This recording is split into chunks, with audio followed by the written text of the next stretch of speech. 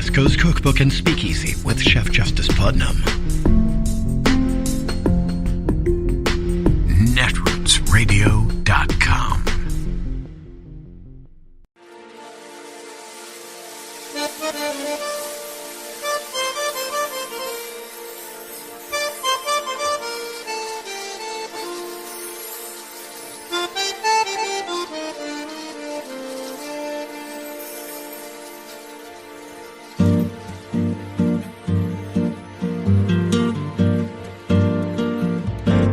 Je voudrais du soleil vert, des dentelles et des théières, des photos de bord de mer, dans mon jardin d'hiver. Je voudrais de la lumière, comme en Nouvelle-Angleterre. Je veux changer d'atmosphère, dans mon jardin d'hiver. Ma fleur sous la pluie de novembre, tes mains qui courent, je n'en peux plus de t'attendre. Les années passent, il est loin, là je tombe. Nul ne peut nous entendre. Je voudrais du Fred Astaire, revoir un latte. All right, from 1877 to 1950, a period of less than 100 years, lynch mobs of white people seeking to uphold racial segregation through racial terror murdered more than 4,000 Black Americans across the South. That's according to the Equal Justice Initiative. Now, the state with the most lynchings was Mississippi. And while the last official recorded lynching in the U.S. was 40 years ago, the Washington Post reported this week, according to court records and police reports, that since 2000, there have been at least 8 suspected lynchings of Black men and teenagers in Mississippi. Joining me now is the magnificent reporter who wrote that piece, Deneen Brown from the Washington Post. Thanks so much, Deneen, for being here. You wrote this story and it went viral. I think a lot of people were very surprised that this kind of thing still happened. And I think a lot of Black people, it brought up a lot of generational trauma for our community and what we've experienced. So let me just dig right into it, because there are people who might say, well, how do we know these aren't suicides? Is there any reason to believe that any of these were suicides? Yeah, so as you said, since 2000, at least 8 Black men and teenagers were found hanging in trees in Mississippi. Jill Cullen Jefferson, who's a civil rights attorney who's been investigating these cases, says that there's a pattern here. So she says that often police arrive at the scene of these hangings. The hangings are treated immediately as suicides. The scenes are not preserved. The investigations, according to families, are not thorough, and the cases are often never heard again unless somebody brings them up. So the families in each of these cases have raised legitimate questions about what happened to their loved one. So, for example, in the case of Willie Jones, who was found in 2015, he was found hanging from a pecan tree in the yard of his white girlfriend's house in Mississippi. Just minutes before he was found hanging, there was an argument with the stepfather of his girlfriend who had threatened him. And he was found with a belt around his neck that did not belong to him. And also his family said that his right arm was disabled. He couldn't lift his right arm above his head, so it was impossible that he could have hung himself, according to his family. Yeah, and some of the other things that you point out in your reporting, there was grass found in his hair, grass found in his wallet. How would that have gotten there? There was clearly an argument and dispute. Some of the timelines don't add up. These are all things very familiar. Now, I do want to point out that you did reach out to the DOJ about this, and I do want to at least read their response when asked by a reporter whether the DOJ or FBI was investigating the death of Jones and at least 7 other Black men found hanging in Mississippi. A spokesperson responded, "We were aware of all the matters and reviewed them all. We have no further comments. So not a lot of information. I mean, I think in your reporting, I saw there was a lot of stonewalling. I think this is something that's so interesting as well, because there was this case that you revisit in your reporting where 10 white teenagers, essentially beat a man to death. That they ran over him with his car. And I think why this is so poignant is because when you look at pictures of lynchings, this was a family affair. I mean, white women brought their children. There were families there having lemonade and watching somebody get mutilated and burned to death. So the fact that these children who witnessed this are still alive in Mississippi, it's a head scratcher. Yeah, in that case, that was the case in 2011 of Craig Anderson, who was fatally beaten and attacked by white teenagers who were hunting for Black people. They said that they were actually hunting for Black people.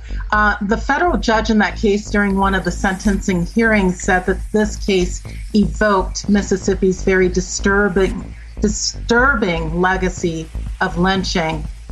So yes, there is, the state is very haunted by its past of horrors of racial terror lynchings. And as you said in your opening, Mississippi had the most lynchings in U.S. history. So it's disturbing for many of the Black families when they find Black men and Black teenagers hanging from trees. They immediately think lynching. And the fact that the police officer or the police force on scene with the case that you write about, they made this assessment within 45 minutes. Something equally disturbing, Cindy Hyde-Smith, she's a senator from Mississippi. She made a lynching joke when she was running for Senate and still was able to win her seat, which was quite disturbing. One of the men that you write about, he was found hanged with a dog chain as a noose. That doesn't seem like something that someone would use to hang themselves with, even though the psychology of harming yourself, but that seems very strange to me. Right. The family in that case say that there are a lot of unanswered questions. Families are raising legitimate questions. Yes, his name was Nick Taylor. He was 23. He was found in 2003 with his own dog's chain wrapped around his neck. So yeah, it raises a lot of questions. There were other cases that I listed. Roy Veal, for example, had a pillowcase over his head. He was found in 2004. He'd recently returned to Mississippi to fight for his family's land.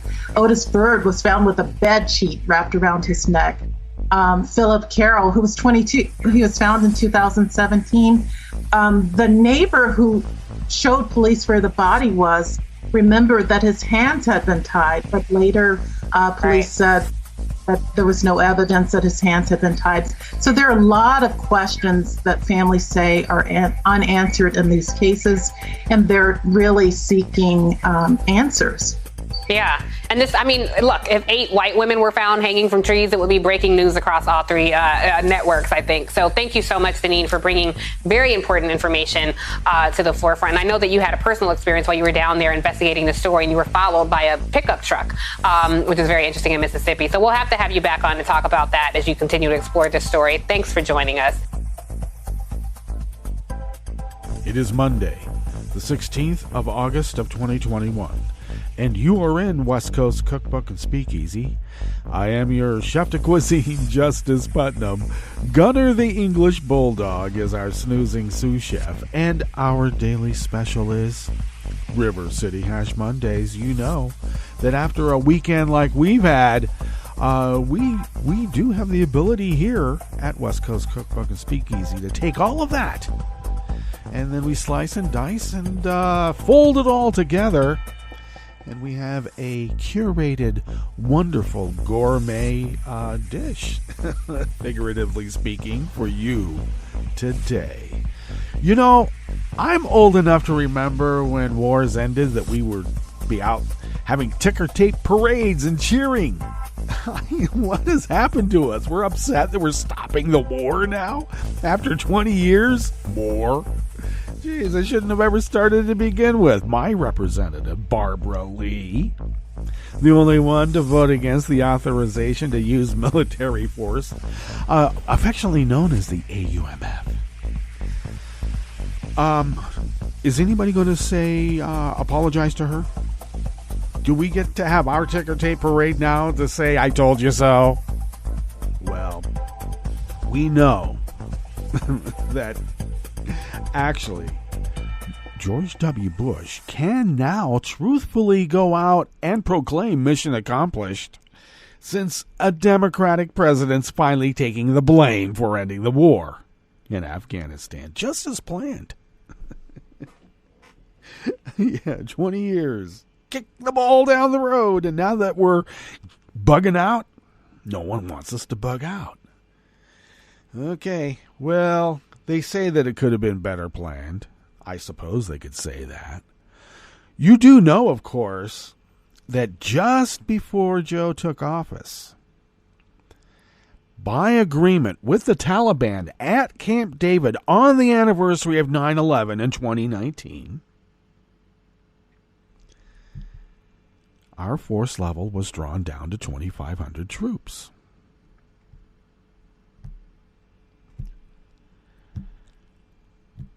Damned if you do, damned if you don't. Kevin McCarthy and his ilk were just waiting for a troop increase so they could say that Joe wants an endless war. And then if he ever pulled out, well, then they could complain that Joe wants to end the endless wars, and that's a bad thing now. Endless wars, by their very definition, are supposed to be endless. You can't end them, according to the Nazis. All right. Just as planned. So now I would think George Bush should find a military aircraft carrier and have that mission accomplished sign. I mean, we could still use the same one, but he looks different now. I wonder if he's dancing at that ranch that he doesn't own in Texas. You sometimes wonder about that. So that's kind of a big story, huh? And then we have natural calamities, too. You know, we have man-made ones, and we also have natural ones. And Haiti has not recovered from the 2010 earthquake, and they just got another one. And death toll is rising. People wonder how come Haiti, you know, why don't they build their buildings better? Well, you know, they could, but they'd still fall down because they're in a region that is more than just liquefaction too. They live in or that island is part of a ring of fire, which means there's volcanic things going on, plus tectonic plate rubbing. So it's going to be tough. Seemingly, what I wouldn't say 7.2 is small, but we try to build our buildings so they can withstand that. But it also is dependent upon where it is built. And Haiti, by its geology, is going to be collapsing a bunch of buildings. But they still hadn't even recovered from 2010 because they're a poor country. And we also know that Donald Trump hated the hell out of them and could care less. And actually did, he and Stephen Miller. Let's remember that one of the driving forces, or I wouldn't say the driving force because they were all symbiotic. They drove each other. You know, like a mob. Exactly like a mob. Anyway, Stephen Miller wanted to be done with Haiti. I think he's probably happy right now that a lot of people are dying on Haiti from a natural disaster because it saves them the time and effort to do it themselves. And you know that's what they're all about. You just know it. Sorry, I had to drink a little bit of coffee. The smoke out here has been so bad, and my throat got a little parched there for a second. Though I must say, even though we have an air quality warning today, and we'll get into that during the weather, you know we do. The air is actually quite nice right now. So maybe it cleared out sooner than the end of the air quality alert. It wasn't just a warning, it was an alert, meaning that we're there, we're on it. But the air here, according to our local weather station right here at the mothership, because we have one of those, it's actually quite in the good range. So The region was supposed to clear out much later, and for now, we have some fairly good air to breathe. And we haven't for a bit of time now. The wildfires have been choking us. And if you're east, if you're like east of our West Coast, which I know a lot of you are, you'll be getting it. With that in mind, I also read this scientific study that it seems that because of these wildfires, it's spreading the pandemic. Now, I don't know, are they saying that the virus is hitching a ride on the particulate matter?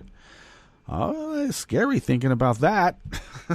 Or is it just that people are irritating their pathways, their air pathways, enough that the virus can get a foothold? And maybe that's more it. But the idea of the virus hitching a ride on the particulate matter, I don't want that. Because I'm just saying, it seems outer space science fiction like, and who knows? Maybe we will have one of those movies very, very soon. So, that story by Tiffany Cross at the top was quite disconcerting. And it's something that we've been asking for quite a while. No, I know that there's a lot of people in the sundown towns here in Southern Oregon. Yeah, sundown towns. Those were towns that were, you couldn't be black after sundown because, I don't know, you might end up lynched. Well, we have some of those around here, and not officially, of course. And they're not supposed to set up sentry outposts when you come into town, but they do. So I know that some of the people who have those sentiments here in the Southern Oregon region of Oregon would say 8 lynchings since 2000. No, that's not that much. Yikes. Which just proves the point, right? Boy, there's a lot of racists out there who just don't have any heart. Otherwise, they wouldn't be racist. Murderous racists at that. So that's a very disconcerting story because we've had enough of our own suspicious hangings, quote, suicides of men, black men and young black men for a bit of time here on the West Coast. Not just in Oregon, but, you know, where there's only so many people, so many black people in Oregon to lynch. But in California, there was a string of them, and they were like, oh, yeah, they're just suicides. But they were suspicious. And since we've gone through some time here where you had the leader of the free world telling authoritarian leaning types, when you arrest someone, don't be so nice. Bump their head on the car door roof when you're putting them into the back seat of your vehicle. Don't be so nice. Rough them up. So now we have Proud Boys coming to an anti-vax demonstration in front of City Hall in L.A., pretty much right in front of the police department, too, by the way. Where they then proceeded to rough up press. They even stabbed a guy. And what did the cops say? Yeah, we heard something about there was a little bit of an altercation out there, but it was Antifa's fault. There were no Antifa there. It was Proud Boys out there. Being the brown shirt Nazi Gestapo that they are, along with the cops giving them sucre. All right. I would think after that little demonstration that the LAPD should be put under a consent decree. I think that the Justice Department needs to go in there right now, and they need to purge the Nazis in those ranks. now. After what was shown in real time yesterday, and I know that we were bugging out of Afghanistan, and, that's a big story, especially if you can trap Joe Biden into some sort of scandal. The scandal is that the press isn't reporting the trap that was laid for any Democratic president, and we all know about it. Mission accomplished, finally. That should be the sign. Mission accomplished, finally. But this is a big story about the destruction of democracy, representative democracy, right under our noses in real time, and we're watching it on TV. I guess the destruction of democracy will be televised, and no one will care. The LAPD needs to be put under a consent decree, and those Nazis within those ranks need to be purged and not allowed to work in law enforcement anywhere ever again. They can't just pack up and go down to San Bernardino and start, kicking Antifa ass down there. Antifa. At an anti-vax demonstration. And the cops are saying anybody who is against the anti-vaxxers are Antifa. All right. And they wonder why the infections are spiking. Actually, they don't wonder, they like it. That's why they're Nazis. It's a bioterror weapon. It's smallpox in the blankets. It's killing every single bison out there so no one has anything to eat. Some people might call that genocide. Some might. Well, we do have a curated show for you today. So what is part of that curated show? Well, let's tell you. Here, as we start off here in the Bistro Cafe part of West Coast Cookbook and Speakeasy, the Wisconsin GOP wants to give unemployment benefits to people who quit their jobs over workplace vaccine mandates. You quit your job because you don't want the shot? Here, have some money. Wow. A Trump-appointed federal judge ordered Biden to reinstate Trump's Remain in Mexico policy, which is actually a violation of the UN Charter on Human Rights. But what does a Trump-appointed judge care about that? And badly needed water projects for the parched West are included in the infrastructure bill, and for good reason. After the break, we move to the chef's table, where Israel recalled its top diplomat over Poland's Holocaust restitution law. Yeah, they're not going to pay restitution for what happened in the Holocaust. But some good news out of Poland. The Holocaust researchers sued by Poland have won their libel case on appeal. All that and more on West Coast Cookbook and Speakeasy. Bon appetit.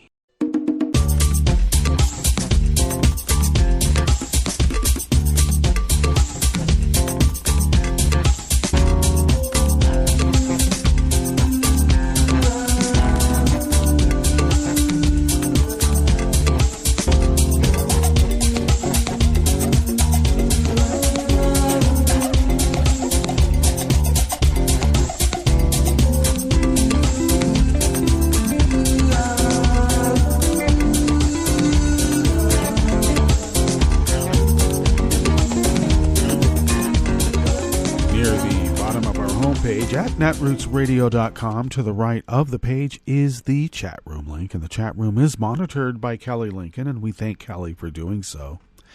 If you would also now look across the page, well, near the bottom of our homepage at netrootsradio.com, to the left of the chat room link is the link to our Patreon page. And if you could become a recurring Patreon of Netroots Radio, we would be so happy if you would do so. If you could afford an espresso-type coffee drink, for instance, and you could afford to send those funds our way once a month, it would be so helpful. It would help us pay our bills, which allows us to fly under the radar and continue this little powerhouse of resistance that has been resisting, well, some people call it a conservative right wing. We like to call it Nazi for short. The Nazi takeover of the United States of America. All right. We used to joke about it like it was hyperbole, and now it's for real. So if you could become a recurring Patreon of Netroots Radio, it does help us pay our bills. It does allow us to fly under the radar. And it does allow us to continue this resistance against the hostile takeover of the United States of America.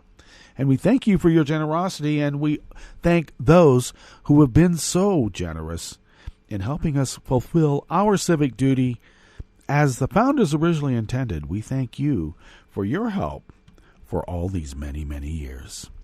Indeed, 10 now, and counting. If you would like to follow Netroots Radio on Twitter, do so at Netroots Radio. How simple is that? Tom takes care of it, and he made it simple, so thank you, Tom. If you would follow me on Twitter at Justice Putnam, you'll be able to get the show notes and links, which I post on Daily Co's about 10 minutes before showtime. And then I post that or link that up on social media like Twitter and other platforms that you know who they are. You can also follow the show on Twitter at Cookbook West. And please, please, please, please pick up podcasts by way of Spreaker, Stitcher, TuneIn, iHeart, YouTube, iTunes, and wherever podcasts can be found. Alrighty. Let's tuck into this first offering here in the Bistro Cafe of West Coast Cookbook and Speakeasy. River City Hash Mondays, Josh Israel out of the American Independent brings us this first offering. Republican legislators in Wisconsin reportedly want to pass a bill that would grant unemployment benefits to anyone who quits their job rather than get vaccinated against COVID-19. Well, you can get vaccinated against measles, just not COVID-19. The news comes just weeks after the party attempted to end expanded unemployment benefits related to the pandemic, claiming the money was incentivizing workers to stay at home. So now they're going to incentivize them to stay at home and not get vaccinated. Well, maybe if we quarantine them, maybe it's a good idea. I don't know if they know what they're doing. State law currently prevents those who quit or are fired from their jobs from receiving unemployment benefits. Yeah, I was going to say, have you ever heard of anybody quitting their job so they can get unemployment benefits? I thought that was disallowed. Well, apparently it is, except for this. According to the Milwaukee Journal Sentinel and the Madison ABC affiliate WKOW, is that WCOW?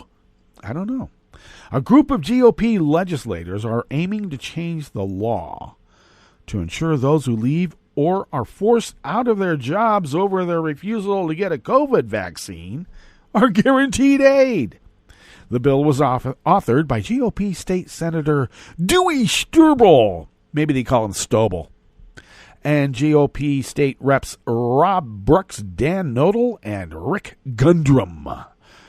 News of the bill's circulation among lawmakers, an attempt to gain co-sponsors, was first reported by Tony Madison. Individuals are better able to determine their personal health care needs than government bureaucrats, elected officials, or employers, a note seeking co-sponsors read, according to Tony Madison. Protecting those rights is of paramount importance. That's how they speak in Wisconsin, at least from the patronizing accents of regional accents in my regional accent library. In a press release, Brooks made a similar argument. Individual liberty is the bedrock of a free republic and must be respected and protected, he said. The decision of whether or not to get the COVID-19 vaccine is a decision to be made by individuals, not government bureaucrats or employers. Actually, it's the CDC, and they're following the CDC recommendations, but who am I? Just, somebody who votes. Democratic State Representative Mark Spritzer responded to the news, telling WKOW, is that WCOW? That the bill was politics at its worst. It seems Republicans, see, when Democrats speak in Wisconsin, this is how they speak. It seems Republicans only want to give unemployment benefits to the very people who are putting our state at risk for another crushing wave of COVID-19 hospitalizations by refusing to get vaccinated, he said. Republican state lawmakers notably attempted to end a $300 federal expanded unemployment benefit tied to the pandemic earlier in the summer, claiming it discouraged people from working. No, it would have made Joe Biden look good. And they signed a pact to never let him look good, ever. Democratic Governor Tony Evers ultimately vetoed that attempt to end the temporary subsidy before its September expiration. Republican legislators unsuccessfully tried to override him in July. There has been no evidence thus far that ending the federal benefit in other states has actually gotten people back to work. Wisconsin has gained tens of thousands of jobs in recent months, even with the subsidy. And Evers reportedly plans to veto the latest bill giving unemployment benefits to vaccine refusers if it ever reaches his desk.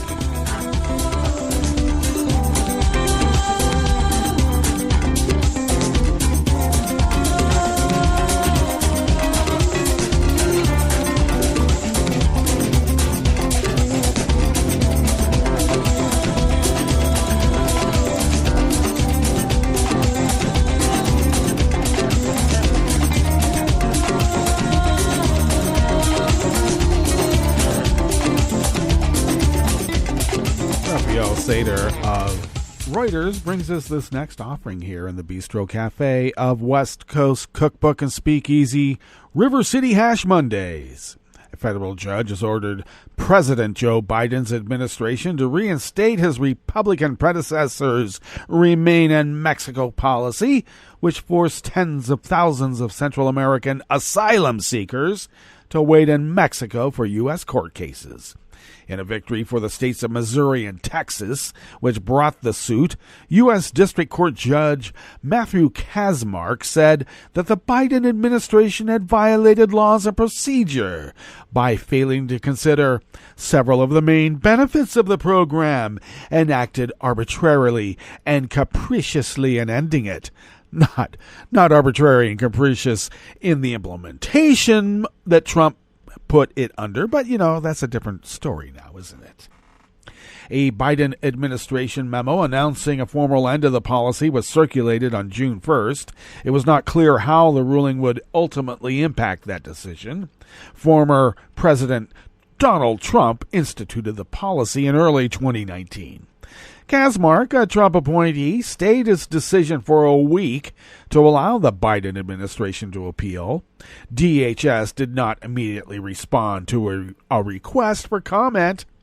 Trump's Remain in Mexico policy sought to block asylum seekers from Central America by making them wait in Mexico for the outcome of their U.S. asylum hearings. Defenders of the policy said it reduced pressure on overburdened immigration officials. Human rights groups said it violated due process and exposed destitute refugees to the risk of kidnap, abuse, and rape. And defenders of the policy said, exactly like we planned it.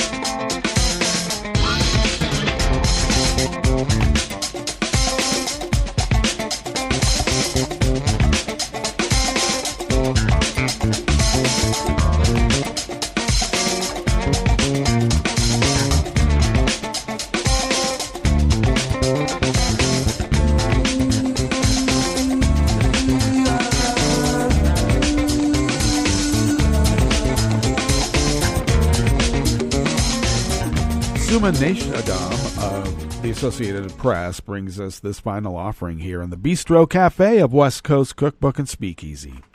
Included in the sweeping $1 trillion infrastructure bill approved by the Senate is funding for Western water projects that farmers, water providers, and environmentalists say are badly needed across the parched region. The Senate voted this week in favor of the legislation that seeks to rebuild U.S. roads and highways, improve broadband internet access, and modernize water pipes and public works systems. The bill's future in the House is uncertain. The federal funding would come as the West bakes under a decades-long drought that is straining water supplies. The plan would provide $1.15 billion for improving water storage and transport infrastructure such as dams and canals, groundwater storage projects which replenish underground aquifers that aren't vulnerable to evaporation will also get funding. Western states for years have overpumped groundwater from wells during dry years, even causing land to sink in parts of California. To help stretch existing water supplies, $1 billion would go toward projects that recycle wastewater for household and industrial use. Many states and cities already have or are developing programs that recycle storm water runoff and wastewater. Prolonged drought, scorching temperatures, and climate change are draining the Colorado River that supplies water to 40 million people and farmland in the West. The bill would provide $300 million for drought measures such as conservation and storage projects to maintain water levels at the river's reservoirs and prevent additional water cuts. And the bill would add $250 billion for studies and projects to make seawater and brackish water usable for agricultural, industrial, and municipal use, desalination plants, and ocean water through filters that extract fresh water and leave behind salty water that's often returned to the ocean. The technology is expensive, but increasingly viewed as a critical way to supplement water supplies in drought-prone areas. About $80 million would fund improvements and repairs at dams that are used for drinking water, irrigation, flood control, and hydropower. Scores of dams across the U.S. are in poor or unsatisfactory condition. And another $1 billion would be dedicated for water projects in rural areas where aging water treatment facilities and infrastructure are often in need of repair. Taken together, the water projects funded by the infrastructure plan could make an impact in the West, said Dan Keppen, executive director of the Family Farm Alliance, which lobbies for farmers, ranchers, and irrigation districts. It's sort of an all-of-the-above approach, and that is exactly what is needed, he said. All right. Let's get to our break, and when we get back from that break, we will go through weather from around the world, and we will finish up with the stories that we've curated for you today. You are listening to West Coast Cookbook and Speakeasy, and we will be right back. You are listening to netrootsradio.com. Please hang up and try again.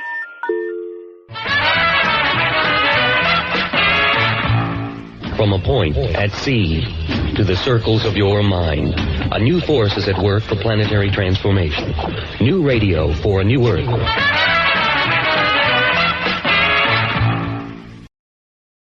This is Take Two Movie Review. I'm Mike Friend. This week, Shattered Lives. Stillwater, the newest movie co-written and directed by Tom McCarthy, has a lot in common with his 2015 offering, Spotlight. Both use real crime stories as source material. The earlier film was based on the Catholic priest sex abuse scandal, and Stillwater is apparently based on the Amanda Knox saga. Both show the lasting impact tragedies can have on those affected. Named for the town in Oklahoma, Stillwater follows the tale of the non-French-speaking Bill, played stoically by Matt Damon, who travels to Marseille, France, to visit his daughter Allison, who is serving time for the murder of her roommate/girlfriend Allison, who claims the real culprit was a man she met at a bar and who stole her keys. She has hope in the form of an appeal when she learns that someone has stepped forward claiming to have met the mystery man and heard him confess to others that he was the culprit. Bill, played seamlessly by the talented Matt Damon, is a good old boy oil rig worker back home and is the classic fish out of water here as he decides to stay in France in the hopes that the new revelation could free his daughter. Rounding out the cast is Camille Cotin as the friendly French neighbor and Abigail Breslin, who plays Allison.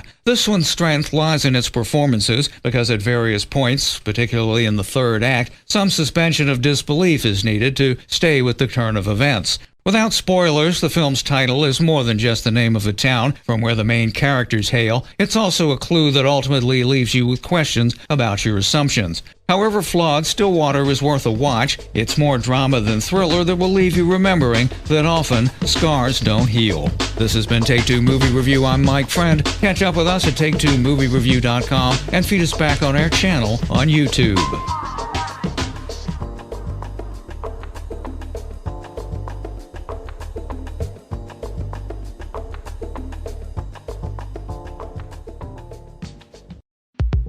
This is Scientific American's 60-Second Science. I'm Christopher Intagliata. The universe is littered with black holes, but where exactly they're all hiding, well, that's a little harder to say. Our current inventory of black holes is still highly incomplete. Yale astronomer Priya Natarajan says black holes present unique challenges to those keeping count. These are dark objects that have such peculiar properties that you can never directly quite image them like we image galaxies, and therefore we have to infer their presence indirectly. Natarajan and her colleagues recently predicted there might be a large population of previously undetected supermassive black holes, just wandering around galaxies. But supermassive black holes are, as the name implies, massively large, which makes them easier to detect compared to their relatively tiny cousins, so-called stellar mass black holes. Those are closer in mass to our sun. If you have a stellar mass black hole, it doesn't have the same oomph. So it's trickier to detect them. Now, researchers in Europe claim to have stumbled upon an unexpected trove of these stellar mass black holes in a puffy star cluster called Palomar 5. In the paper, we call it's kind of the Rosetta Stone. Marc Gilis is an astrophysicist with the University of Barcelona and the Catalan Institute for Research and Advanced Studies. He says Palomar 5 is best known for its spectacular star trails, which are studded with stars ejected from the cluster over the last 11.5 billion years. But those trails turned out to be a critical clue, tipping Gilis and his team off to a large mob of black holes. You see, the astronomers set out to determine how the trails formed, and to do that, they ran more than 36 computer simulations, in which they'd let different configurations of black holes bully around hundreds of thousands of stars for about 11 billion years. Each of these models would run for several weeks up to several months. So they were run on special hardware, like on graphics cards, or GPUs, the ones you use for gaming, essentially. And the hope was one of those models would spit out something that resembles Palomar 5 today. And eventually, one did. We saw that the stars were being removed very efficiently because the black holes were basically pushing the stars away from the center. The model explained the star trails, but it also suggested that Palomar 5 likely harbors more than 100 black holes. That's 3 times as many as the astronomers expected to find there. The details appear in the journal Nature Astronomy.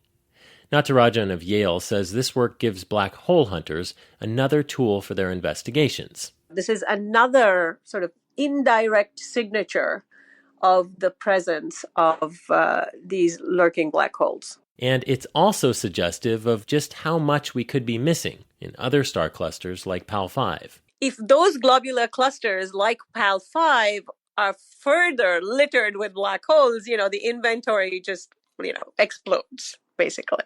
In other words, our current census of black holes appears to have some significant holes in it. Thanks for listening. For Scientific American's 60-Second Science, I'm Christopher Intagliata.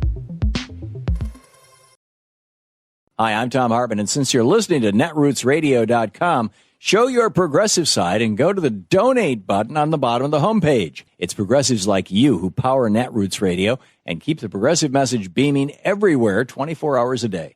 Just go to our donate button at the bottom of netrootsradio.com. Thank you for keeping progressive radio at full power.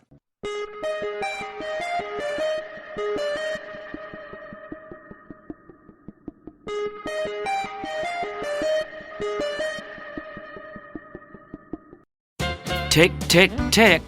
Each sweep of Big Tech's clock enhances corporate power, but his hands also sweep away more of our civil rights. At first, each new surge of artificial intelligence and robotic technologies can seem perfectly benign, even playful. Take Spot, the robotic four-legged doggy that actually has no spots, no endearing puppy eyes, can't bark, has no tail to wag, and is very undoggy.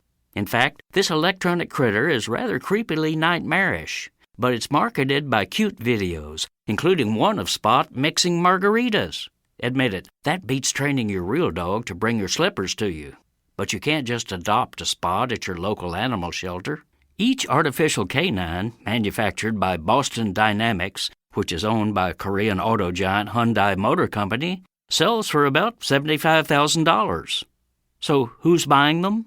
Mainly such big corporate outfits as oil refineries, mining operations, and electric utilities that want an unblinking eye to monitor and record workers, visitors, protesters, and all others who approach their facilities. Just one more layer of our cycloptic surveillance society. But the point at which Spot loses all cuteness and turns into a menacing beast of authoritarianism is when it's turned into a police dog. There's been quite a public backlash, for example, against the Honolulu Police Department for deploying one of the robotic canines in a tent city for homeless people. In addition to outrage at the obvious class bias in sicking Spot on the homeless, the public outcry grew hotter when it was revealed that the police had used federal pandemic relief funds to buy their Spot. Corporate and government officials assure us that this latest tech marvel won't be used to spy on innocent people, be weaponized, or otherwise bite us on the butt. Trust us, they say. This is Jim Hightower saying no. The Hightower Radio Lowdown is brought to you by our new Lowdown Happy Hour, now live streaming on Facebook from the Chat and Chew Cafe. With kick-ass political spark plugs like Beto O'Rourke, musical champions like Marcia Ball, and grassroots change makers like the New Georgia Project and People's Action, the Lowdown Happy Hour is reaching out to you to help put the move in movement. So grab a libation and join the fun. Details at hightowerlowdown.org. The census is coming. The census is coming. I'm Tom Hartman, and this is the Civil Liberties Minute with ACLU attorney Bill Newman. Actually, the census has arrived, and the attack on democracy has begun. A lawful attack because the Supreme Court in 2019 took a pass on overt partisan gerrymandering and gave politicians in power free rein to rig the system to keep themselves in power. And politicians are doing exactly that, using the new census to draw lines for congressional districts and state offices so that the election results as a practical matter will be determined before the votes are cast. Sophisticated computer algorithms make this possible to a high degree of certainty through a process called cracking and packing. For example, pack all the minority community votes into one district and then give all the rest of the districts to yourself, or alternatively split those votes into many districts so that they can have no real influence on election results. Both major political parties gerrymander, but Republicans now control the process in 20 states as opposed to 10 for the Democrats, and the Republican-controlled states include Texas, Georgia, Florida, and North Carolina.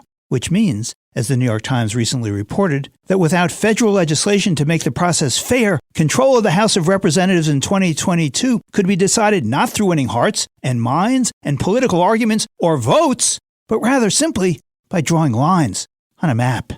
The Civil Liberties Minute is made possible by the ACLU because democracy and advocacy begin with you, and freedom can't defend itself. I'm Rick Smith, and this is Labor History in 2.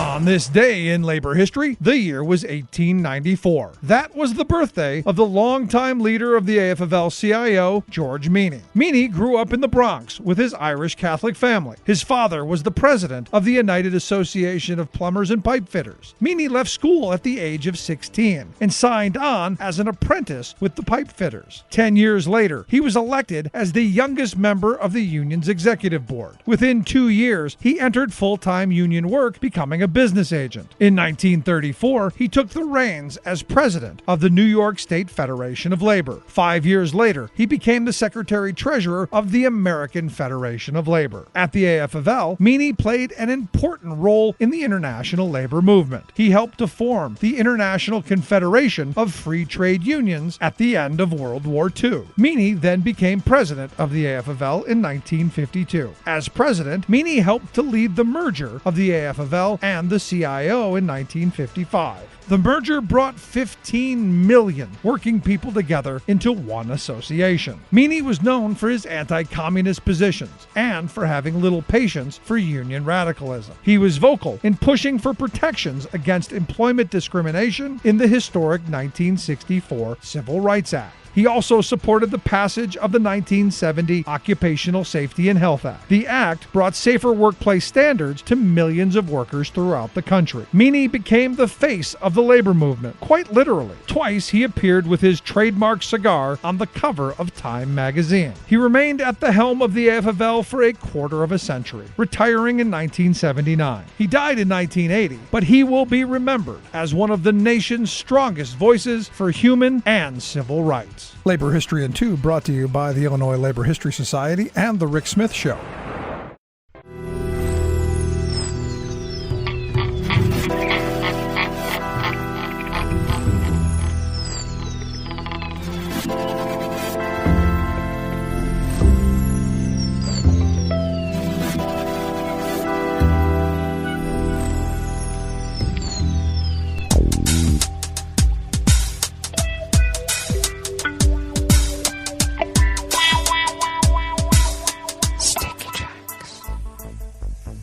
Thank you for accompanying us here to the Chef's Table at West Coast Cookbook and Speakeasy, River City Hash Mondays.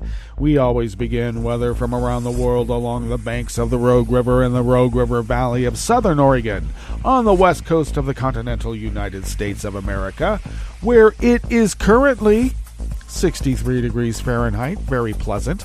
We do have an active air quality alert, though it looks like it's pretty well cleared up in our little microclimate.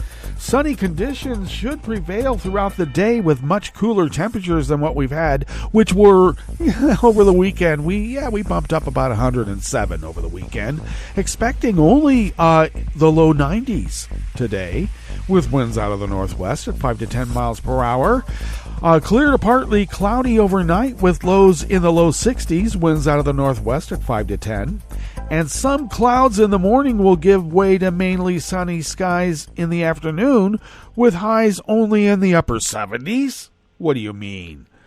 Well, we'll look forward to that tomorrow, won't we?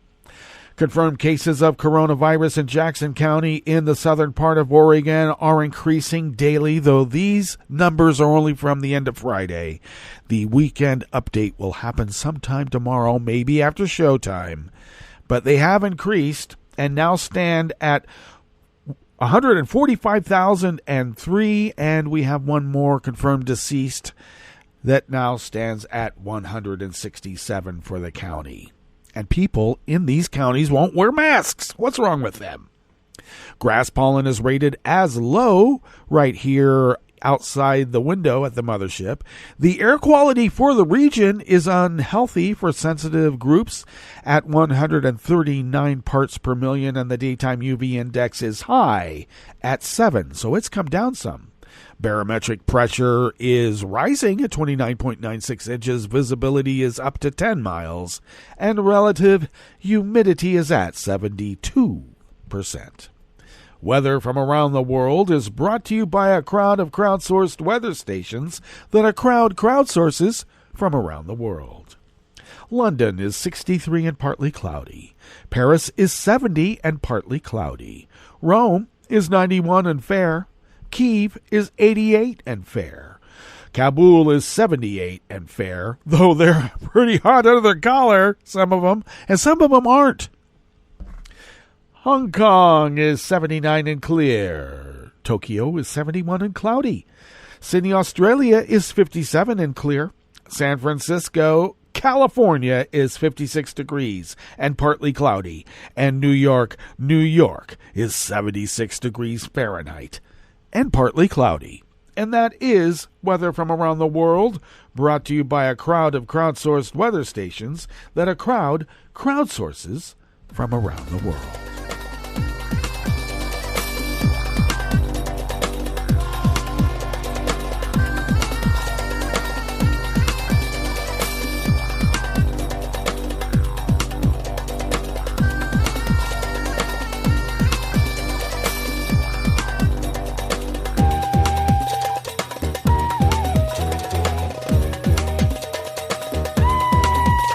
Vanessa Guerra and Joseph Fetterman of the Associated Press brings us this first amuse-bouche here at the chef's table at West Coast Cookbook and Speakeasy.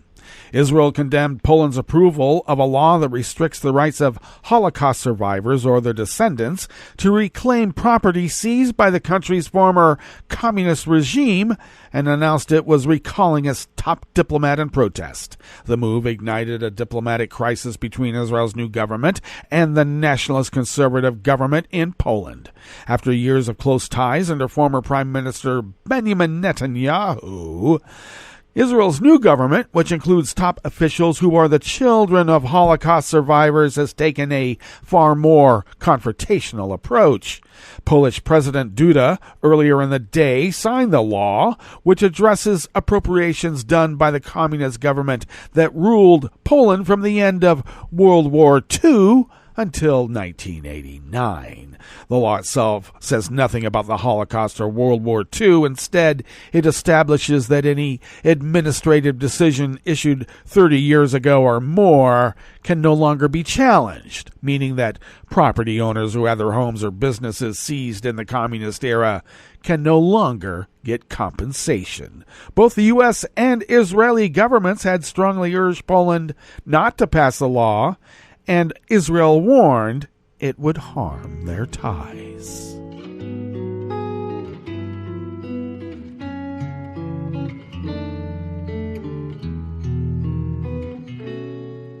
Je te donne ce mon amour pour la vie entière, la promesse de me trouver à tes genoux.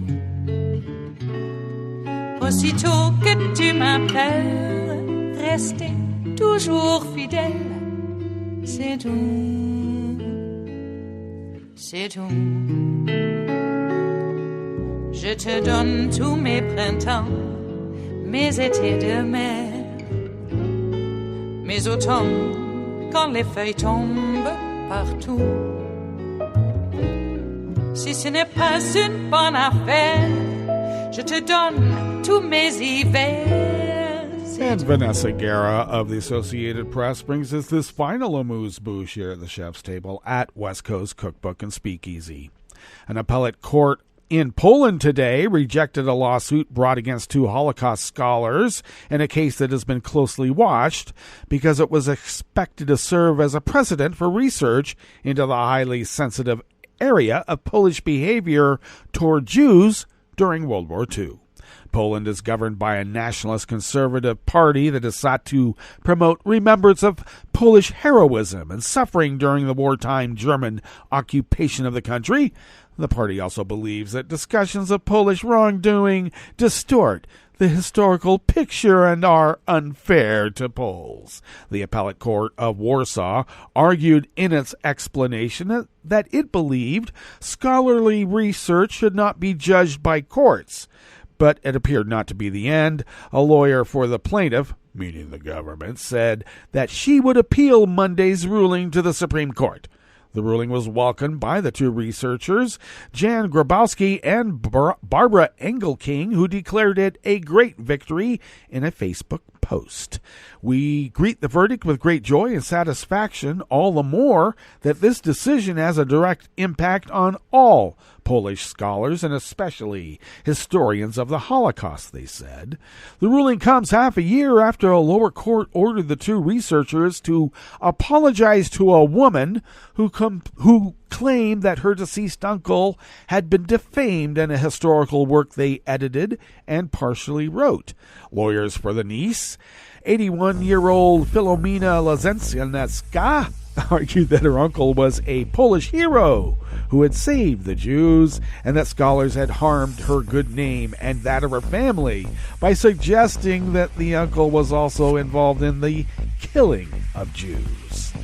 Well, that brings us to the end of our broadcast period for the day, but you do know Netroots Radio broadcasts on, and we will meet up tomorrow for Tarrytown Chowder Tuesdays. So do stay tuned to Netroots Radio all day and all night for all the breaking news as it breaks, and we'll meet up here tomorrow, right here in West Coast Cookbook and Speakeasy. Bon appetit.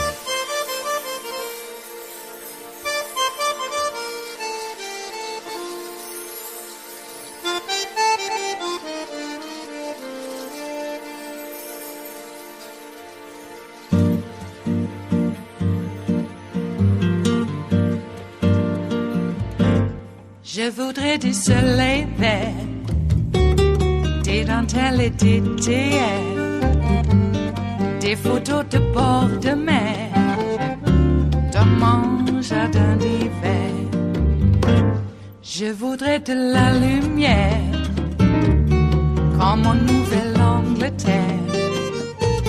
Je veux changer d'atmosphère, dans mon jardin d'hiver. Pas fleur sous la pluie de novembre, tes mains qui courent, je n'en peux plus de t'attendre. Les années passent, qu'il est loin, là je tombe. Nul ne peut nous entendre. Je voudrais du Fred Astaire, revoir un latte Goël. Je voudrais toujours te plaire dans mon jardin d'hiver. Je veux déjeuner par terre, comme au long de golfe clair. T'embrasser les yeux ouverts dans mon jardin d'hiver.